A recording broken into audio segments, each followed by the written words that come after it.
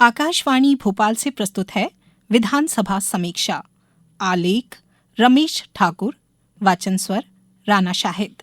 राज्य विधानसभा में सरकार की ओर से प्रस्तुत किए गए 28,655 करोड़ के बजट को आज आरोप प्रत्यारोप के बीच पारित कर दिया गया। उप मुख्यमंत्री जगदीश देवड़ा द्वारा प्रस्तुत किए गए वर्ष 2023-24 के द्वितीय अनुपूरक बजट को लंबी चर्चा के बाद सदन ने स्वीकृति दे दी। इसमें 28,650 करोड़ 15,13,000 रुपए की राशि सरकार ने खर्च के लिए चाही है। अनुपूरक बजट पर चर्चा की शुरुआत विपक्ष की ओर से कांग्रेस के रामनिवास और सत्ता पक्ष की ओर से भाजपा के सीतासरण शर्मा ने की।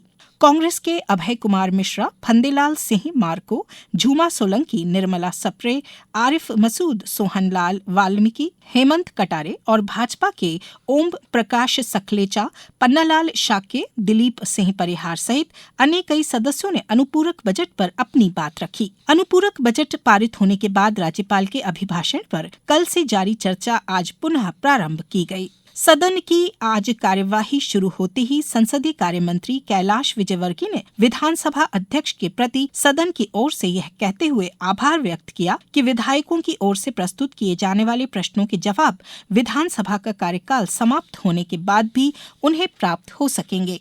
इस संबंध में सर्वसम्मति से आवश्यक प्रावधान कर दिया गया है। प्रश्नकाल के प्रारंभ होने पर उस समय सदन में ठहाके गूंज उठे जब नेता प्रतिपक्ष उमंग सिंघार की अनुपस्थिति में उनकी सीट पर बैठे उपनेता हेमंत कटारे ने अपने ही दल की सदस्य श्रीमती चंदा गौर के प्रश्न पर पूरक प्रश्न करना चाहा। खेल एवं युवक कल्याण मंत्री विश्वास सारंग ने उनको बोलने से रोकते हुए विधानसभा अध्यक्ष से जानना चाहा कि क्या कोई सदस्य सदन में किसी अन्य सदस्य की सीट पर जाकर प्रश्न कर सकता है। इस पर विधानसभा अध्यक्ष ने हेमंत कटारे को अपने स्थान पर जाकर अपनी बात कहने के निर्देश दिए। श्रीमती चंदा गौर ने मुख्यमंत्री से अपने प्रश्न के माध्यम से यह जानना चाहा था कि उनके विधानसभा क्षेत्र खरगापुर के आधा दर्जन गांवों को 30-35 किलोमीटर दूर स्थित खरगापुर थाने से क्यों जोड़ा गया है। उनके प्रश्न के जवाब में गृह राज्य मंत्री नरेंद्र शिवाजी पटेल ने कहा कि उस क्षेत्र के जनप्रतिनिधियों की मांग पर ऐसा किया गया है। यह मामला न्यायालय में भी लंबित है। शोर शराबे के बीच गृह राज्य मंत्री ने भी सहमति दी कि प्रकरण न्यायालय से वापस लेने पर थाना क्षेत्र में परिवर्तन किए जाने पर विचार करेंगे।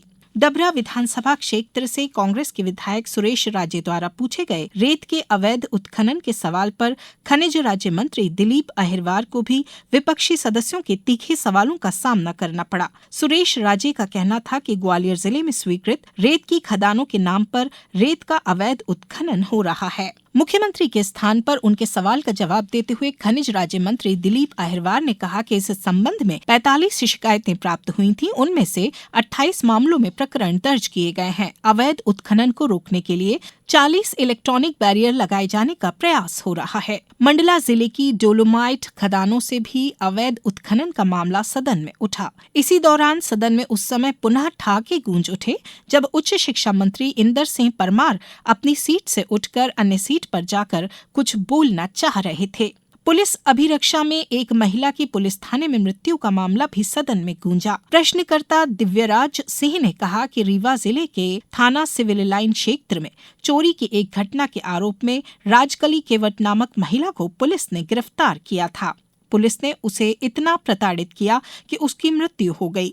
गृह राज्य मंत्री नरेंद्र शिवाजी पटेल ने अपने जवाब में स्वीकार किया कि ऐसा हुआ है और इस मामले में संबंधित थाने के जिम्मेदार पुलिसकर्मियों के खिलाफ प्रकरण दर्ज किया गया है। विधानसभा अध्यक्ष ने सदन को अवगत कराया कि नए विधायकों के लिए पिछले माह विधानसभा में आयोजित प्रबोधन कार्यक्रम में शून्यकाल की नई परंपरा शुरू किए जाने की घोषणा को लागू किया जा रहा है। उन्होंने कहा कि आज सदन में अनुपूरक बजट और राज्यपाल के अभिभाषण पर चर्चा होना है, इसलिए इस व्यवस्था को आज स्थगित कर दिया गया है। इसलिए शून्यकाल की सूचनाएं पढ़ी हुई मानी जाएंगी। विधानसभा समीक्षा समाप्त हुई।